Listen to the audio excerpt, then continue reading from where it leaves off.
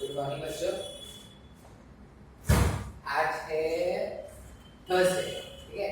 आज है Thursday morning और ये क्लास 12 के लिए लेक्चर रिकॉर्ड कर रहे हैं। क्लास 12 में कल वाले दिन में मैंने एक लाइव सेशन लिया था, ठीक है। कल वाले दिन में लाइव सेशन, देखो लाइव सेशन में ना वही बताता हूँ जो यहाँ पे पढ़ा चुका हूँ। मतलब लाइव सेशन बस इसलिए है कि तुमको लगे कि जैसे बहुत लोगों को लग रहा है कि रिकॉर्डेड लेक्चर अच्छा नहीं है, बहुत लोग रिकॉर्डेड लेक्चर से बोले ठीक है सर इतना कोई प्रॉब्लम नहीं है, रिकॉर्डेड लेक्चर में देख सकते हैं। अब दोनों तरह का तुम्हारे पास फैसिलिटी अवेलेबल है, ठीक है। तुमको जो अच्छा लगे तुम वो देखिए ना। लाइव लेक्चर में थोड़ा जल्दी जल्दी पढ़ा देता हूँ, थोड़ा जल्दी जल्दी इसलिए पढ़ाता हूँ क्योंकि मैंने एक बार पढ़ा दिया है, मतलब और मैं ऐसा एक्सपेक्ट करता हूँ कि तुमने शायद एक बार पढ़ लिया होगा, इसलिए थोड़ा जल्दी जल्दी बता देता हूँ वहां पर, ठीक है। आज अपने को स्टार्ट करना है। अब इलेक्ट्रोस्टैटिक जो चैप्टर था उसमें हमने क्या क्या कर लिया, फोर्स का कैलकुलेशन कर लिया, फील्ड का कैलकुलेशन कर लिया, पोटेंशियल एनर्जी का कैलकुलेशन कर लिया, इतना हमने कैलकुलेशन कर लिया था। आज क्या करना है अपने को, आज अपने को सीखना है इलेक्ट्रोस्टैटिक पोटेंशियल। अब ये पोटेंशियल वाला वर्ड ना तुमने क्लास 10th में पढ़ा होगा। इलेक्ट्रिक सर्किट, इलेक्ट्रिक करंट जब तुमने चैप्टर पढ़ा था तो तुमने सुना होगा कि पोटेंशियल डिफरेंस अगर होता है तभी करंट क्या करता है, फ्लो करता है। ऐसा शायद तुमने सुना हो, नहीं भी सुना है तो कोई बात नहीं। क्या करते हैं, पोटेंशियल स्टार्ट करते हैं। इलेक्ट्रिक पोटेंशियल हमें स्टार्ट क्या करना है, इलेक्ट्रिक पोटेंशियल। भाई बहुत अच्छे से नहीं करते यार।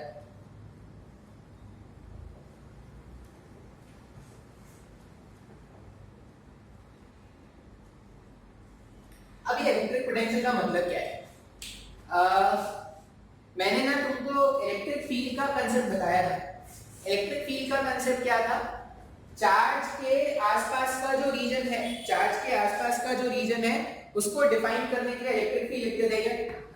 अब इलेक्ट्रिक फील्ड क्या था, इलेक्ट्रिक फील्ड एक वेक्टर क्वांटिटी है जिसका हर पॉइंट पे डायरेक्शन भी चेंज हो सकता है और उसका मैग्नीट्यूड भी चेंज हो सकता है। तो इस तरह का क्वांटिटी से हमने क्या किया था, चार्ज के आसपास के रीजन को डिफाइन करना सिखाया था। आज एक नया कांसेप्ट सीखेंगे जिससे हम क्या करेंगे, चार्ज के आसपास के रीजन को डिफाइन करेंगे। अब तुम्हारे मन में डाउट आएगा, सर जब हम इलेक्ट्रिक फील्ड लिखना जानते ही हैं, हम चार्ज के आसपास के रीजन को इलेक्ट्रिक फील्ड के टर्म्स में डिफाइन कर ही सकते हैं, तो फिर ये नया कांसेप्ट सीखने का क्या मतलब। तो ये जो इलेक्ट्रिक पोटेंशियल है ना, अब फील्ड का जो कैलकुलेशन था तो तुम अगर देखोगे तो field was a vector quantity. Field अगर एक वेक्टर क्वांटिटी है मतलब उसका कैलकुलेशन या वेक्टर का एडिशन, वेक्टर का सब्ट्रैक्शन जो भी करना होता है वेक्टर में वो थोड़ा मुश्किल होता है। लेकिन अगर मैं बोलूं कि चार्ज के आसपास का एक ऐसा रीजन है और चार्ज के आसपास के रीजन को क्या करना है, यूजिंग अ स्केलर क्वांटिटी अगर मैं डिफाइन करूं तो स्केलर क्वांटिटीज में कैलकुलेशन करना बहुत ही आसान होता है। इसलिए हम क्या करेंगे, इलेक्ट्रिक पोटेंशियल सीखेंगे। अभी इलेक्ट्रिक पोटेंशियल जो होगा ना वो कुछ क्वेश्चंस को बहुत ही इजीली आपको सॉल्व करने में हेल्प करेगा। अब होता क्या है इलेक्ट्रिक पोटेंशियल, तो अगर तुमको याद है तो सबसे पहले हमने क्या पढ़ा था, फोर्स, इलेक्ट्रोस्टैटिक फोर्स पढ़ा था और फिर हमने फोर्स के जस्ट बाद सीखा था इलेक्ट्रोस्टैटिक फील्ड। इलेक्ट्रोस्टैटिक फील्ड को क्या लिखा था, force per unit test charge, वो इलेक्ट्रोस्टैटिक फील्ड होता था क्या। फिर हमने पढ़ा था पोटेंशियल एनर्जी। अच्छा, जो फोर्स है वो दोनों चार्जेस की प्रॉपर्टी है, जो फील्ड है वो सिर्फ सोर्स चार्ज की प्रॉपर्टी है। पोटेंशियल एनर्जी, इससे पहले वाले क्लास में जब हमने पोटेंशियल एनर्जी देखा था तो पोटेंशियल एनर्जी का फॉर्मूला होता था K Q1 Q2 upon small r या सेपरेशन। अब यहाँ पर जो पोटेंशियल एनर्जी होता है वो भी दोनों चार्जेस का फंक्शन है क्या। अब यहाँ पर एक ऐसा टर्म डिफाइन करना है, अब मैं बोल रहा हूँ कि मुझे चार्ज के आसपास का रीजन डिफाइन करना है तो वो टेस्ट चार्ज के इंडिपेंडेंट होना चाहिए। टेस्ट चार्ज के इंडिपेंडेंट होने के लिए हम क्या बोलते हैं, पोटेंशियल। पोटेंशियल को V वर्ड से डिनोट करेंगे। जब भी मैं V लिखूं, U अगर मैं कैपिटल U लिख रहा हूं मतलब वो पोटेंशियल एनर्जी है और अगर मैं V लिखूंगा तो वो क्या होगा, पोटेंशियल है। बात समझ में आ रहा है। पोटेंशियल को डिफाइन कैसे करते हैं, V potential equals to potential energy per unit test charge. V potential को डिफाइन कैसे करना है, पोटेंशियल का डेफिनेशन है potential equals to potential energy, potential energy per unit charge. Potential energy per unit charge को क्या बोलते हैं, पोटेंशियल बोलते हैं, ठीक है। अब पोटेंशियल से ज्यादा इंपॉर्टेंट होता है चेंज इन पोटेंशियल। तो अगर मैं इधर चेंज लिखूंगा तो इधर भी मुझे चेंज लिखना पड़ेगा। मैं स्टेटमेंट को ऐसा भी लिख सकता हूं, या तो मैं ऐसा लिखूंगा dv equals to du upon q। dv का मतलब हो गया change in potential, potential difference, ये जो तुमने सीखा होगा अपने लोअर क्लास में कभी। du का मतलब चेंज इन पोटेंशियल एनर्जी। इसी को अगर मैं डिफरेंशियल, ये तो डिफरेंशियल फॉर्म है, अगर चेंज के फॉर्म में लिखेंगे तो क्या लिख सकते हैं, delta v equals to delta u per unit test charge. बस इस तरह से आपको क्या करना है, डेफिनेशन याद रखना है। पोटेंशियल का मतलब क्या है, पहले तो समझो कि पोटेंशियल है क्या। तो हम क्या बोल रहे हैं कि चार्ज के आसपास के रीजन को डिफाइन करने के लिए एक स्केलर कांसेप्ट इंट्रोड्यूस कर रहे हैं जिसका नाम क्या है, पोटेंशियल। अब वो स्केलर कांसेप्ट को डिफाइन कैसे किया गया है, स्केलर कांसेप्ट को डिफाइन करते हैं potential equals to potential energy per unit charge.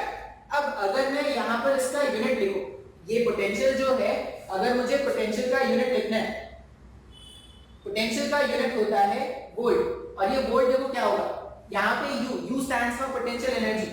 ये जूल्स पर कूलम होगा क्या, चार्ज के लिए क्या यूज करते हैं, कूलम यूज करते हैं। ये जो जूल्स पर कूलम होता है उसी को हम क्या बोलेंगे प्यार से, वोल्ट। तो 1 volt equals to 1 joule of potential energy per unit charge. मतलब एक कूलम के चार्ज को जब मैं इसमें से डिवाइड कर दूंगा तो मेरे पास इलेक्ट्रिक पोटेंशियल आएगा। अभी तुमको एक बहुत ही रफ सा आइडिया मिल रहा होगा कि सर ये क्या है, क्यों सीख रहे हैं, नहीं समझ में आ रहा। लेकिन अगर मैं तुमको ऐसा बोलूं कि मान लो ये जो equation dv equals to du divided by q, ये इक्वेशन बहुत ही काम का इक्वेशन है। अच्छे न्यूमेरिकल्स को हम क्या कर लेंगे, यूजिंग दिस कांसेप्ट हम बहुत ही आसानी से सॉल्व कर लेंगे। या ये कांसेप्ट ये बोल सकते हैं, यहां से अभ्यास देखना क्यों जरूरी है पढ़ना। पोटेंशियल क्या है ये समझा दिया, पोटेंशियल फाइंड कैसे करना है ये भी समझा दिया। अब क्यों जरूरी है वो देखते हैं, कैसे टाइप के न्यूमेरिकल्स आते हैं। यहां से अगर मैं डेल्टा यू लिखूं तो मैं डेल्टा यू को q times of delta v ये लिख सकता हूं क्या। जो डेल्टा u है, डेल्टा u को इस वाली इक्वेशन से क्या लिखा जा सकता है, q times of delta v। अब ये delta u change in potential energy जो है वो minus of work done by electrostatic force होता है क्या। पोटेंशियल एनर्जी का डिफरेंस ऑफ पोटेंशियल एनर्जी जो होता है वो minus of work done by electrostatic force होता है। तो यहाँ पर minus of work done by electrostatic force को simply q times of delta v लिख सकते हैं। या जब भी आपसे पूछा जाए कि आपको इलेक्ट्रोस्टैटिक फोर्स का वर्क डन कैलकुलेट करना है, आप सिंपली क्या कर दोगे, minus q times of delta v solve कर लोगे। या इसको क्या लिखा जा सकता है, माइनस q बाहर रहने दिया, डेल्टा v। कभी भी फिजिक्स में चेंज कैलकुलेट करते हैं तो final potential minus initial potential लिखेंगे। ये माइनस जब अंदर मल्टीप्लाई कर दोगे ना तो इलेक्ट्रोस्टैटिक फोर्स का वर्क डन कैसे कैलकुलेट करेंगे, q times of v initial minus v final. मतलब कभी भी अगर मुझे वर्क डन कैलकुलेट करना हो, और ऐसे क्वेश्चन तुम्हारे कॉलेज के एग्जाम में आएंगे, कभी भी अगर मुझे वर्क डन कैलकुलेट करना हो तो वर्क डन कैलकुलेट करने में हम क्या करेंगे, पोटेंशियल एनर्जी का डिफरेंस कैलकुलेट कर लेंगे, मतलब और क्या कर देंगे, चार्ज से मल्टीप्लाई कर देंगे तो हमें वर्क डन मिल जाएगा।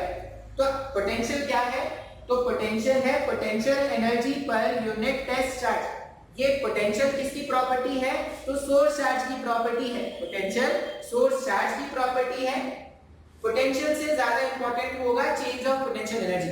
अब sorry, change in potential dv को क्या लिखेंगे, du upon q, change of potential energy per unit test charge. अच्छा, अब इसको समझना कैसे है, चार्ज के आसपास के रीजन को पहले हमने क्या किया था, using a vector quantity define किया था।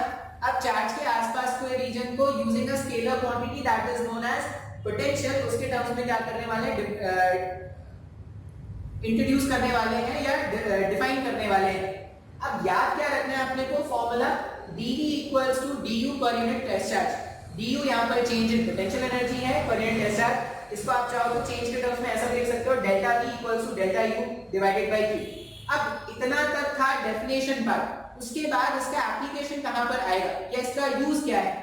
इसका यूज क्या है, तो इसका यूज वहां से मिल रहा है। हम जानते हैं कि पोटेंशियल एनर्जी डेल्टा u जो है, डेल्टा u जो है वो चेंज इन पोटेंशियल एनर्जी जो होता है, चेंज इन पोटेंशियल एनर्जी जो होता है वो minus times of work done by conservative force होगा। अब कंजर्वेटिव फोर्स कौन सा है? पोटेंशियल एनर्जी किसके लिए डिफाइन किया था? इलेक्ट्रोस्टैटिक फोर्स के लिए डिफाइन किया था। अगर मुझे इलेक्ट्रोस्टैटिक फोर्स का कभी भी वर्क डन फाइंड करना है तो डेल्टा यू को माइनस ऑफ वर्क इलेक्ट्रोस्टैटिक लिख सकते हैं। अब q times of delta v, delta v का मतलब होता है v final minus v initial. आप जब इसको सिंपलीफाई कर लोगे ना तो इलेक्ट्रोस्टैटिक फोर्स का वर्क डन सिंपल क्या लिख सकते हैं? q times of v initial minus v final. अभी मैं इसमें कुछ क्वेश्चन सॉल्व करके बता दूंगा तो आपको थोड़ा समझ में आना स्टार्ट हो जाएगा। इतना नोट कर लेंगे, मैं थोड़ा पॉज कर लेता हूं स्क्रीन। स्टार्ट करते हैं। क्वेश्चन कैसा है? Find the work done by electrostatic force in moving the charge -2 coulomb from point A to point B। और क्या है? point A का पोटेंशियल मुझे किसी ने बता दिया 10 वोल्ट का है और point B का पोटेंशियल किसी ने बता दिया -2 वोल्ट है। ये क्वेश्चन है। अब ऐसे क्वेश्चन कॉलेज के एग्जाम में बहुत ज्यादा आते हैं। जब भी ऐसा क्वेश्चन तुम्हारे पास आएगा आपको याद क्या रखना है कि work done by electrostatic force अगर मुझे फाइंड करना है तो वो माइनस ऑफ डेल्टा यू के बराबर है। Work done by electrostatic force minus of delta U के बराबर है। और अगर मैं इलेक्ट्रोस्टैटिक फोर्स का वर्क डन, ये माइनस ऑफ डेल्टा यू को क्या लिख सकते हैं? माइनस ऑफ डेल्टा यू को लिखेंगे q times of delta v, ऐसा लिखा जा सकता है। अच्छा, डेल्टा v का मतलब v final minus v initial है। तो जब आप इसको अरेंज करोगे ना तो इलेक्ट्रोस्टैटिक फोर्स का वर्क डन जो है वो q times of v initial minus v final आ जाएगा। क्या आपको वर्क डन कैलकुलेशन को ना इसको एज अ फॉर्मूला याद रखना है। जब भी आपको इलेक्ट्रोस्टैटिक फोर्स का वर्क डन पूछा जाए तो आप क्या करोगे? वर्क डन कैलकुलेट करने के लिए इसको एज अ फॉर्मूला यूज कर सकते हो, q times of v initial minus v final. अब जैसे क्वेश्चन देखो, मैं वर्क डन कैलकुलेट कर रहा हूं इलेक्ट्रोस्टैटिक फोर्स का, कौन सा चार्ज मूव कराना है? क्वेश्चन में चार्ज का वैल्यू कितना गिवन है? -2 कूलम। याद रखेंगे जब भी मैं किसी स्केलर क्वांटिटी को फाइंड करता हूं तो चार्ज को उसके नेचर के साथ रखना है, और जब भी कोई वेक्टर क्वांटिटी कैलकुलेट कर रहे हैं तो चार्ज को उसके नेचर के इंडिपेंडेंट रखते हैं।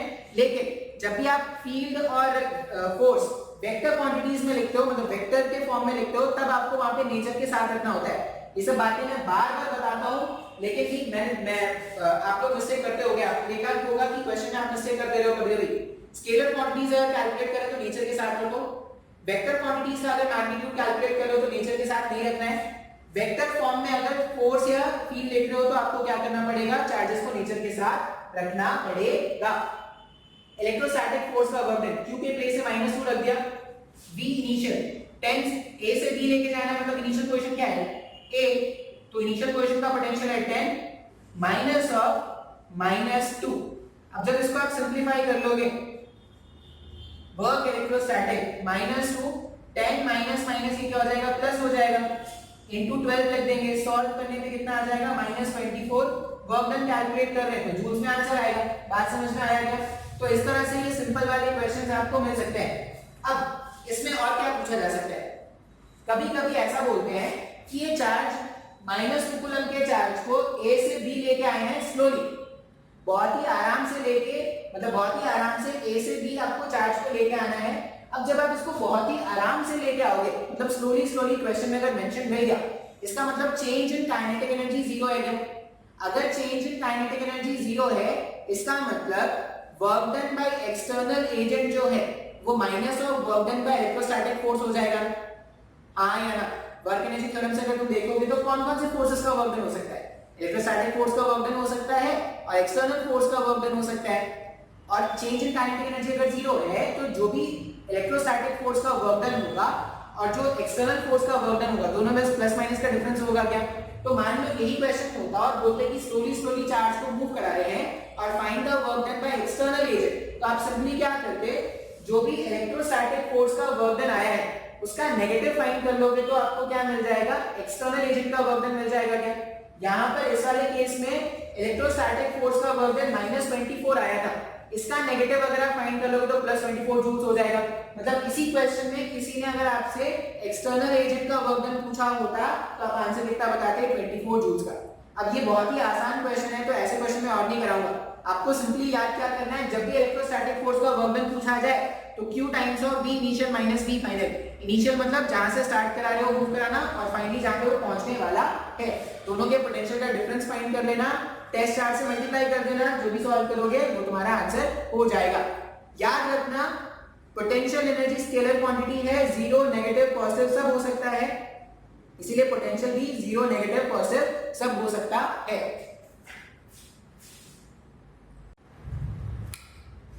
आगे देखते हैं, अब क्या करेंगे, इंपॉर्टेंस मैंने बता दिया, पोटेंशियल का इंपॉर्टेंस क्या है, पोटेंशियल कैलकुलेट कैसे करना है ये भी मैंने बता दिया तुमको। अब अगर तुमको याद होगा ना तो इलेक्ट्रोस्टैटिक फील्ड में भी ऐसा ही कुछ किया था हमने। पहले फील्ड होता क्या है ये बता दिया, फिर अलग अलग चार्ज अरेंजमेंट्स के लिए फील्ड का कैलकुलेशन कैसे करते हैं ये सिखाया था क्या। तो वैसा ही कुछ अपने को यहाँ पे भी अब सीखना है, अलग अलग चार्ज के अरेंजमेंट। अच्छा शायद इस संडे को टेस्ट होगा, इस संडे को टेस्ट होगा तो पोटेंशियल तक आएगा, तो जहां तक मैं पढ़ाऊंगा वहां तक एग्जाम में आएगा, ठीक है, अगर संडे को टेस्ट है तो। हाँ तो क्या बोल रहे थे, हाँ अब क्या करेंगे, अलग अलग डिस्ट्रीब्यूशन ऑफ चार्जेस के लिए हम क्या करेंगे, पोटेंशियल कैलकुलेट करना सीखेंगे। अब बहुत ही आसान होगा, potential energy per unit test charge कर देना तो तुम्हारे पास क्या आ जाएगा, पोटेंशियल आ जाएगा। जैसे सबसे पहले लिखते हैं potential because of a point charge, potential because of a point charge। अब देखो याद क्या करना, इलेक्ट्रोस्टैटिक फील्ड कैसे कैलकुलेट कर देंगे, जहां पर भी इलेक्ट्रोस्टैटिक फील्ड कैलकुलेट करना होता था वहां पे टेस्ट चार्ज लाके रख दो, टेस्ट चार्ज जो भी फोर्स एक्सपीरियंस करता था फोर्स को टेस्ट चार्ज से ही डिवाइड कर दो, तो जो भी क्वांटिटी आता था उसको इलेक्ट्रिक फील्ड बोलते थे। यहां पर भी वैसे ही करेंगे, जिस भी पॉइंट पर पोटेंशियल फाइंड करना है वहां पे एक टेस्ट चार्ज लाके रख देंगे। अब टेस्ट चार्ज और सोर्स चार्ज के बीच में जो भी पोटेंशियल एनर्जी का फॉर्मूला बनेगा उसको क्या करेंगे, टेस्ट चार्ज के मैग्नीट्यूड से वापस से डिवाइड कर देंगे। अब जो भी क्वांटिटी आएगा वही क्या हो जाएगा, पोटेंशियल हो जाएगा। इसी को कैलकुलेट करने का एक आसान तरीका क्या देखा था, जहां पर भी इलेक्ट्रिक फील्ड कैलकुलेट करना है वहां पे क्या करो, 1 कूलम का चार्ज लाके रख दो। 1 कूलम का चार्ज जो भी फोर्स एक्सपीरियंस करता था वही उस पॉइंट का इलेक्ट्रिक फील्ड होता था क्या। तो वैसे ही कुछ यहाँ पे भी करेंगे, अगर मुझे चार्ज के अरेंजमेंट के कारण किसी पॉइंट पर पोटेंशियल कैलकुलेट करना है तो हम क्या करेंगे, जिस भी पॉइंट पर पोटेंशियल कैलकुलेट करना होगा उस पॉइंट पर एक 1 कूलम का चार्ज लाके रख देंगे। अब 1 कूलम का चार्ज जो भी पोटेंशियल एनर्जी फॉर्म करेगा, मतलब 1 कूलम के चार्ज के कारण सिस्टम का जो भी पोटेंशियल एनर्जी होगा उसको ही क्या बोलेंगे, उस पॉइंट का पोटेंशियल बोलेंगे। बात समझ में आ रहा है। मैं पहला वाला तो डेरिवेशन दोनों तरीके से आपको दिखा देता हूं, लेकिन बाद में अपन क्या करेंगे, शॉर्ट मतलब जो 1 कूलम वाला कांसेप्ट है वही यूज करेंगे। जैसे potential because of a point charge, मान लो पॉइंट चार्ज है कैपिटल Q और इससे कुछ तो R सेपरेशन पर मैंने टेस्ट चार्ज लाके रख दिया Q0। बात समझ में आ रहा है। अब अगर मैं बोलूं कि मुझे क्या करना है, दोनों के बीच का पोटेंशियल एनर्जी कैलकुलेट करना है, तो दोनों के बीच का पोटेंशियल एनर्जी का फॉर्मूला क्या होता है, K Q0 अपॉन R, ऐसा ही कुछ होता है क्या। ये Q0 को अगर मैं यहाँ पे नीचे ला दूं तो ये क्या हो जाएगा, potential energy per unit test charge equals to K capital Q upon R। अब यही तो हमारे पास पोटेंशियल था ना, इसका मतलब एक पॉइंट चार्ज के कारण किसी R सेपरेशन पर जो पोटेंशियल होगा उसका formula simple KQ upon R है क्या। बहुत ही आसान है सर ये तो फॉर्मूला। अब देखो फॉर्मूला कैसे चल रहा है, सबसे पहला फॉर्मूला फोर्स का आया था K Q1 Q2 upon R square, फिर फॉर्मूला आया फील्ड का K Q upon R square, फिर फॉर्मूला आया पोटेंशियल एनर्जी का K Q1 Q2 upon R। अब फॉर्मूला आ रहा है पोटेंशियल का, पोटेंशियल का फॉर्मूला क्या आ रहा है, K Q अपॉन R, इस तरह का फॉर्मूला आ रहा है। अब हमने क्या बताया, ये क्या याद रखना है आपको कि अगर एक सोर्स चार्ज है कैपिटल Q, उसे R सेपरेशन पर अगर आपको पोटेंशियल कैलकुलेट करना है उसका सिंपल सा फॉर्मूला क्या है, KQ अपॉन R। आप इसको ऐसा भी सोच सकते हो कि मान लो इस Q के कारण मुझे इस पॉइंट पर पोटेंशियल जानना था, यहाँ पे 1 कूलम का चार्ज लाके रख दो। अब 1 कूलम के चार्ज के कारण इस सिस्टम का जो भी पोटेंशियल एनर्जी बनेगा वही इस पॉइंट पर इसका पोटेंशियल हो जाएगा। तो बहुत ही आसान है क्या फॉर्मूला। हम क्या बोलेंगे कि अगर एक पॉइंट चार्ज है और पॉइंट चार्ज से r सेपरेशन पे मुझे पोटेंशियल कैलकुलेट करना है तो सिंपल फॉर्मूला क्या है kq अपॉन r। अब एक सिंपल सा क्वेश्चन देख लेते हैं इसमें। मान लो मैं बोल रहा हूं कि मेरे पास इस तरह का एक स्क्वायर अरेंजमेंट है, capital Q capital Q capital Q capital Q, और मुझसे ये बोला गया है कि जो इसका सेंटर है, स्क्वायर का जो सेंटर है, calculate the net potential at the centre of the square. ये मुझे बोला गया है सेंटर ऑफ द स्क्वायर पे मुझे नेट पोटेंशियल का वैल्यू कैलकुलेट करना है। सेंटर पर नेट फील्ड कितना होता था? सेंटर पर नेट फील्ड 0 होता था। क्या क्यों 0 होता था? जितना फील्ड इसके कारण इस डायरेक्शन में उतना ही फील्ड इसके कारण इस डायरेक्शन में कैंसिल आउट हो गया। जितना इसके कारण इस डायरेक्शन में उतना ही इसके कारण इस डायरेक्शन में कैंसिल आउट हो गया। तो सेंटर पर नेट फील्ड कितना होता था? 0 होता था। नेट पोटेंशियल भी 0 है क्या? देखते हैं। नेट पोटेंशियल जो होगा वो स्केलर क्वांटिटी है। स्केलर क्वांटिटीज के एडिशन में सिंपली क्या करना है, मैग्नीट्यूड्स को ऐड करते चले जाएंगे।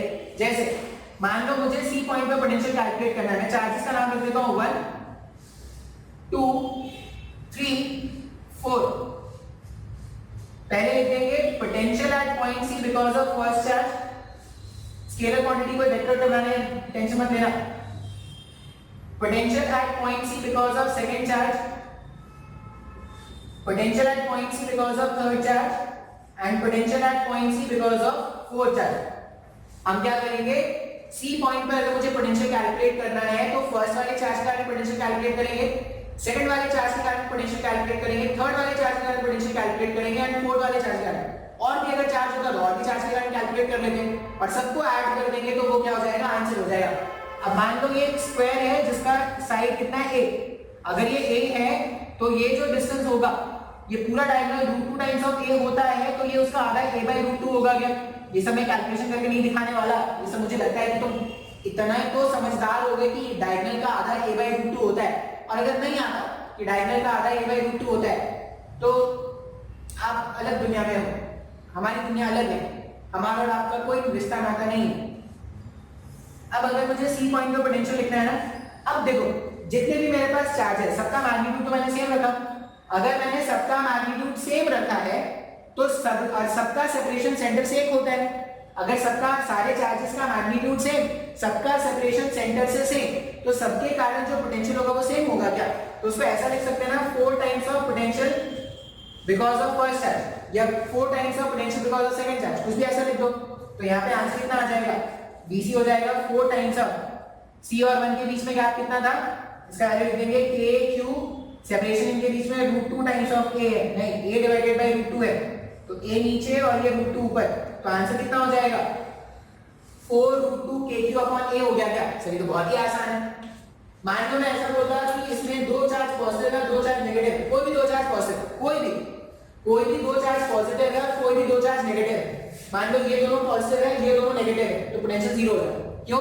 क्योंकि जितना प्लस वाला है उतना ही माइनस वाला भी है। क्या तो C पॉइंट पे पोटेंशियल 0 होगा। अच्छा ये दोनों प्लस है और ये दोनों माइनस है, नेट फील्ड 0 होता है सी पे? नहीं। देखो कैसे, इसके कारण फील्ड इधर जाता, माइनस के कारण फील्ड इधर होता, इसके कारण फील्ड इधर, माइनस के कारण फील्ड इधर, इधर फील्ड, इन दोनों का रिजल्टेंट कुछ नेट फील्ड ऐसा होता है। क्या तो पोटेंशियल 0 है इसका मतलब इलेक्ट्रिक फील्ड भी 0 होगा, गलत सोचना है। इलेक्ट्रिक फील्ड 0 है इसका मतलब पोटेंशियल 0 होगा, गलत सोचना है। इसी एक क्वेश्चन से मैंने आपको क्या कर दिया है, दोनों बता दिया। अब कुछ क्वेश्चंस क्या करेंगे, इंटीग्रेशन वाले सॉल्व कर लेंगे। इसमें मैं और ज्यादा क्वेश्चन नहीं सॉल्व कराने वाला कि अलग अलग चार्ज इन्होंने दे दो 10 ये दे दिया, बोला है कि सबको ऐड कर दो। जैसे क्वेश्चन फील्ड में सॉल्व किया था वैसे क्वेश्चन आपको यहाँ पे भी सॉल्व करने को बोला जाएगा। ये फिर भी बहुत ही आसान है। तो मैं व्हाइट बोर्ड रख करता हूँ, कुछ इंटीग्रेशन वाले क्वेश्चन कराऊंगा इसमें भी।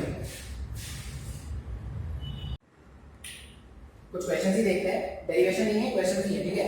मतलब जो भी क्वेश्चन है डेरिवेशन से एक जैसा है। क्वेश्चन कैसा है, एक चार्ज रॉड है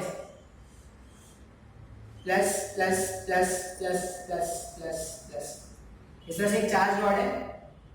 ऐसा बोला गया इसका चार्ज डेंसिटी कितना है, लैम्डा, इसका लेंथ है स्मॉल एल, और इस वाले एंड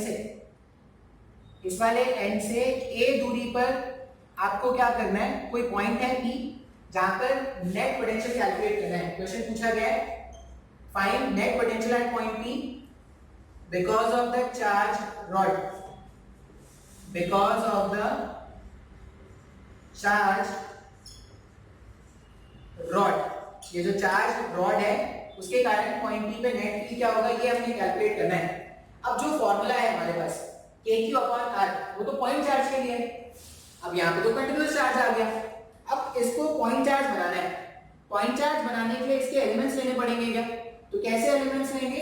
क्या करेंगे, यहां से x डिस्टेंस आगे चलकर जिस पॉइंट पर पोटेंशियल कैलकुलेट करना है वहां से x डिस्टेंस आगे चलकर क्या करेंगे, बहुत ही छोटा सा एलिमेंट कट कर लेंगे। अब ये बहुत छोटा मतलब बहुत छोटा है, ये dx लेंथ का हमने क्या कर लिया, एक एलिमेंट कंसीडर कर लिया। अच्छा, ये अगर इसका लेंथ dx है और charge per unit length lambda है तो उसने जो चार्ज कंटेन किया होगा dq, उसने जो चार्ज कंटेन किया होगा dq को लैम्डा टाइम्स ऑफ dx लिख सकते हैं क्या? वो जो मेरे पास छोटा सा एलिमेंट है उस छोटे से एलिमेंट ने जो चार्ज कंटेन किया है dq उसको क्या लिख सकते हैं, lambda times of dx।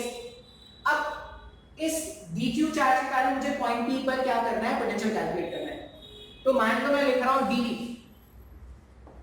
dv क्या है, इस छोटे से dq चार्ज के कारण p पॉइंट पर पोटेंशियल। तो p पॉइंट पर पोटेंशियल अगर लिखा जाए तो फॉर्मूला क्या होता है, k q का मतलब इस डायग्राम के हिसाब से q का मतलब लैम्डा टाइम्स ऑफ dx होगा डिवाइडेड बाय सेपरेशन का square, sorry divided by separation. तो डिवाइडेड बाय सेपरेशन कितना हो गया, x हो गया, लिख सकते हैं ऐसा। अब अगर मुझे टोटल पोटेंशियल कैलकुलेट करना है तो इंटीग्रेट करना पड़ेगा। इंटीग्रेशन dv इधर डाल दिया, k कांस्टेंट था, लैम्डा कांस्टेंट था, बाहर निकाल दिया dx/x। इधर dv का इंटीग्रेशन, इधर जब x का लिमिट पुट करोगे तो क्या हो जाएगा, x का मिनिमम वैल्यू, x का सबसे छोटा वैल्यू a हो सकता है क्या, और x का सबसे बड़ा value a plus l। x का सबसे छोटा वैल्यू देखो, सबसे पहला चार्ज इसको a पे मिल जाएगा ना, a पे मिल जाएगा, और सबसे बड़ा चार्ज इसको a प्लस l पे मिलेगा। तो यहाँ पे क्या कर देंगे, a से लेकर a प्लस l तक इंटीग्रेट कर दो, यहाँ पर आ जाएगा v k lambda constant dx/x, ये ln x होता है, ये याद रखना है। dx/x का इंटीग्रेशन इज ln x, ये याद रखना है, बहुत जरूरी है। आप मेडिकल पे हो, ट्रिपल ई पे हो, मेंस पे हो, सीटी पे हो, जिसके भी लिमिट्स a और a प्लस है। अब अगर अपर लिमिट और लोअर लिमिट पुट करेंगे, यहां पुट कर देते हैं v equals to k times of lambda, upper limit minus lower limit. Upper limit के प्लेस में ln k plus l put कर दिया minus ln a, upper limit minus lower limit. Log की प्रॉपर्टी होती है, प्रॉपर्टी को अगर use कर दिया जाए तो ln a plus l divided by a, ये हमारे पास आंसर होगा। मतलब एक चार्ज रॉड के कारण p पॉइंट पर पोटेंशियल कितना है, k lambda ln a plus l divided by a। अब इसका कोई डायरेक्शन भी है क्या? कभी भी डायरेक्शन की गलती नहीं सोचेंगे, मतलब डायरेक्शन फाइंड करने की गलती नहीं करना अपने को। Potential is a scalar quantity independent of direction. ये मेरे पास एक सिंपल सा क्वेश्चन हो गया, ठीक है। अब इसमें मान लो मैं और क्वेश्चन बताऊं, या आप नोट कर लेना। और इसमें क्वेश्चन क्या हो सकते हैं, अगर तुमको फील्ड वाला याद है तो जितने जितने क्वेश्चन में हमने फील्ड कैलकुलेट किया था ना, उन सारे क्वेश्चन में पोटेंशियल भी कैलकुलेट कर सकते हैं। मान लो मैं बोलूं कि मेरे पास एक चार्ज रिंग है, चार्ज रिंग के सेंटर पर फील्ड कितना आया था, चार्ज रिंग के सेंटर पर फील्ड 0 आया था क्या, याद है क्या आपने कहा ऐसा? चार्ज रिंग होता था तो इसके सेंटर पर plus plus plus plus plus plus plus, इसके सेंटर पर जो इलेक्ट्रिक फील्ड है वो 0 आ जाता है इलेक्ट्रिक फील्ड। क्यों? क्योंकि जितना फील्ड इधर है उतना फील्ड इधर है, सारे फील्ड कैंसिल आउट कर लेंगे। मान लो इसमें ऐसा बोला है कि इसमें क्यू अमाउंट ऑफ चार्ज ऐसे इवनली डिस्ट्रीब्यूटेड, मुझे सेंटर पर पोटेंशियल कैलकुलेट करना है। अब यहां पर अगर आप सेंटर में पोटेंशियल कैलकुलेट करोगे, क्यू जो चार्ज था वो इवनली डिस्ट्रीब्यूटेड है ना। मान लो एक छोटा सा सेक्शन ऑफ चार्ज मैंने ले लिया dq, अगर एक छोटा सा सेक्शन ऑफ चार्ज मैंने ले लिया dq के कारण अगर मैं यहां पे पोटेंशियल कैलकुलेट करूं dv, ये क्या हो जाएगा, k times of dq, separation का मतलब रेडियस है क्या यहाँ पर, k टाइम्स ऑफ dq, और ये रेडियस हो जाएगा। अगर आप इंटीग्रेशन करोगे इधर और इधर, इंटीग्रेशन ऑफ dq, सारे dq सबको dq का अगर ऐड कर दोगे तो क्या हो जाएगा, टोटल चार्ज हो जाएगा। तो इंटीग्रेशन ऑफ dq के प्लेस में q रख सकते हैं, तो ये तो बहुत ही आसान हो जाएगा। v एट द सेंटर कितना आ जाएगा, के क्यू अपॉन आर। हाँ या ना, बात समझ में आ रहा है? मान लो क्वेश्चन को और मुश्किल करना होता, क्वेश्चन को अलग से पूछना होगा, तो वो क्या पूछते हैं इसमें कि सिर्फ आधा रिंग है, पूरा रिंग नहीं है। क्वेश्चन में ऐसा पूछते हैं कि अगर ये आधा रिंग है, आधा रिंग में क्या करो, फील्ड कैलकुलेट करके बताओ, सॉरी पोटेंशियल कैलकुलेट करके बताओ। अब आधा रिंग अगर है और पोटेंशियल कैलकुलेट करना है, तभी तो बहुत ही आसान है ना, तभी के क्यू अपॉन आर ही आएगा क्या? देख लो भाई, ये तुम स्क्रीन पॉज करके लिख लेना, ठीक है? ये इजी वाले थे इसलिए मैंने किसी ने बता दिया, नहीं तो ऐसे तो स्क्रीन पॉज करके अलग से बताता मैं, लेकिन इतना कोई मुश्किल था नहीं ये। मान लो एक रिंग है ऐसा, आर रेडियस का, क्यू जो चार्ज है वो इवनली डिस्ट्रीब्यूटेड है, या अगर मान लो इवनली नहीं भी होता, नॉन इवनली। नॉन इवनली का मतलब हर जगह dq dq dq सेम नहीं है, मतलब यहाँ का dq अलग है, यहाँ का dq अलग है, ऐसा बोला गया, ठीक है? हर जगह का dq जो है वो अलग अलग है। आपको क्या करना है, यहाँ पे फील्ड कैलकुलेट करना है। जितने भी चार्जेस है, सबका सेपरेशन तो आ रही है ना सेंटर से, अगर सबका सेपरेशन आ रहा है सेंटर से, तो पोटेंशियल आर्ट्स की जो होगा वो क्या हो जाएगा, कि सब dq dq dq dq dq dq dq सबको जब ऐड करोगे तो टोटल q आ जाएगा डिवाइडेड बाय r आएगा। सर मेरे को नहीं समझ में आ रहा है सर। देखो पोटेंशियल का कैलकुलेशन बहुत ही आसान है। पोटेंशियल के कैलकुलेशन में याद क्या रखना है, सिर्फ जितने भी पोटेंशियल्स बनते जा रहे हैं सब पॉइंट चार्जेस के कारण उनको ऐड कर दो। इलेक्ट्रिक फील्ड में कैंसिल आउट होके जीरो होने के चांसेस होते थे कब, जब फील्ड का डायरेक्शन ऑपोजिट होता था, एक के कारण अगर पॉजिटिव डायरेक्शन में दूसरे का नेगेटिव में है तो नेट फील्ड क्या होता था, जीरो होता था। इसमें क्या हो जाएगा, मान लो ऐसा क्वेश्चन होता, मान लो क्वेश्चन ऐसा होता कि ऊपर का जो हाफ है वो पूरा पॉजिटिवली चार्ज है और जो नीचे का हाफ है वो पूरा नेगेटिवली चार्ज है, और वो आपसे पूछते हैं कि सी पे नेट फील्ड कितना है। सी पे नेट फील्ड जीरो होता है इस बार, नहीं। पॉजिटिव चार्ज के कारण फील्ड लाइन वैसे निकलते और नेगेटिव के कारण भी फील्ड लाइन वैसे आते, इन दोनों का सम हो जाता है। और ये सब क्वेश्चन बहुत ही लॉजिकल है भाई, इसको मैं अलग से नहीं कराने वाला। अगर मैं बोलूं कि सी पॉइंट पर फील्ड जीरो है क्या, नहीं, साफ साफ दिख रहा है सी पॉइंट पर फील्ड जीरो नहीं है। सी पॉइंट पर पोटेंशियल जीरो है। जितना चार्ज डिस्ट्रीब्यूशन जैसा इधर है वैसा ही चार्ज डिस्ट्रीब्यूशन इधर है, जितना पॉजिटिव पोटेंशियल में नेगेटिव पोटेंशियल है, सम करने पे जीरो हो जाएगा। तो ऐसे क्वेश्चन में नहीं सॉल्व करा रहा। अब तुमको अगर लग रहा है कि सर ऐसे क्वेश्चन नहीं करा रहे, स्किप करा रहे हैं, तो ये बहुत ही निहायती इजी क्वेश्चन है। इतने निहायती इजी क्वेश्चन को सॉल्व कराना पाप है, क्लास में तो नहीं सॉल्व कराना इनको। नेक्स्ट एग्जांपल देखो, मान लो एक ऐसा चार्ज रिंग है, ये क्या है, एक ऐसा चार्ज रिंग है और इस चार्ज रिंग के कारण इसके एक्सिस में एक पॉइंट है P, इसमें Q amount of charge evenly distributed है रिंग में, इसका रेडियस कितना है, कैपिटल R, और ये बोला गया है कि कुछ तो x दूरी पर, इसके एक्सिस के कुछ तो x दूरी पर एक पॉइंट है P, जहां पर मुझे क्या करना है, नेट पोटेंशियल कैलकुलेट करना है। क्वेश्चन क्या बोल रहा है, क्वेश्चन बोल रहा है find net potential at point P। Point P में हमें क्या करना है, नेट पोटेंशियल कैलकुलेट करना है। अब देखते हैं फिर से क्या करेंगे, जब मेरे पास इस तरह का चार्ज डिस्ट्रीब्यूशन होता है तो पॉइंट चार्ज लेना पड़ेगा अपने को। पॉइंट चार्ज कैसे लेंगे, मान लो यहां पर एक पॉइंट चार्ज अज्यूम करो। अब ये जो पॉइंट चार्ज है dq, इसको मैं ऐसा लिख सकता हूं क्या, dq को क्या लिखेंगे, चार्ज पर यूनिट लेंथ। पूरा 2 पाई r लेंथ में चार्ज डिस्ट्रीब्यूट होता ना, रिंग होता तो charge per unit length into dx, charge per unit length into dx, ये मेरे पास dq हो जाएगा। इस तरह का कांसेप्ट तुमको आता है, कुछ नया नहीं तुम्हारे के लिए। अब यहां से ना यहां का डिस्टेंस सोचो, रिंग से आप क्या करो, पॉइंट P का डिस्टेंस सोचो। अगर आप रिंग से पॉइंट P का डिस्टेंस सोचोगे तो root over of r² plus x² होगा क्या, ध्यान से देखो तो रिंग बना लेते हैं, रिंग रिंग रिंग का रिंग रिंग रिंग का रिंग रिंग का। देखो मान लो ये रिंग है और ये रिंग पे मैंने एक एलिमेंट यहां पे लिया है, यहाँ पे एकदम टॉप में ये रिंग है और मैंने रेड से क्या किया, एक एलिमेंट लिया है।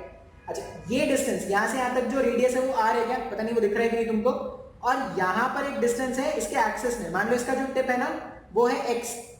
अब यहां से यहां जब आप ज्वाइन करोगे तो एक राइट एंगल ट्राइंगल बन रहा है क्या? इस तरह से एक राइट एंगल ट्राइंगल बन रहा है। ये लेंथ है r, ये लेंथ है x। तो ये जो डिस्टेंस है पॉइंट चार्ज से पॉइंट P का जो डिस्टेंस है वो root over of R square plus X square है क्या?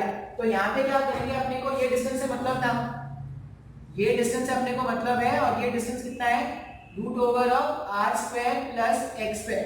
अब तुम कोई भी टेस्ट चार्ज अज्यूम कर लो, कहीं पर भी ले लो, तुम पेरी में कहीं पर भी टेस्ट चार्ज ले लोगे तो सबका separation root over R square plus X square है क्या? मान लो मैं यहाँ लेके यहाँ पे लेता तो उसका सेपरेशन भी तो root over R square plus X square होता। इसका मतलब जो dv होगा, वो क्या हो जाएगा, k times of q divided by 2 pi r into dx।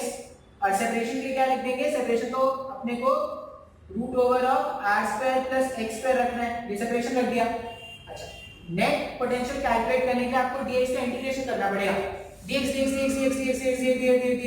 सारे dx को ऐड कर दो तो 2 पाई r मिल जाएगा क्या? तो यहाँ पे क्या लिख देंगे, v equals to k q 2 pi r root over of r square plus x square, और सबके dx का इंटीग्रेशन कर दोगे तो वो क्या आ जाएगा, 2 पाई टाइम्स ऑफ r। ये 2 पाई r और ये 2 पाई r कैंसिल हो जाएगा। अगर 2 पाई r और 2 पाई r कैंसिल हो गया ना तो वैल्यू आ जाएगा kq divided by root over of r square plus x square.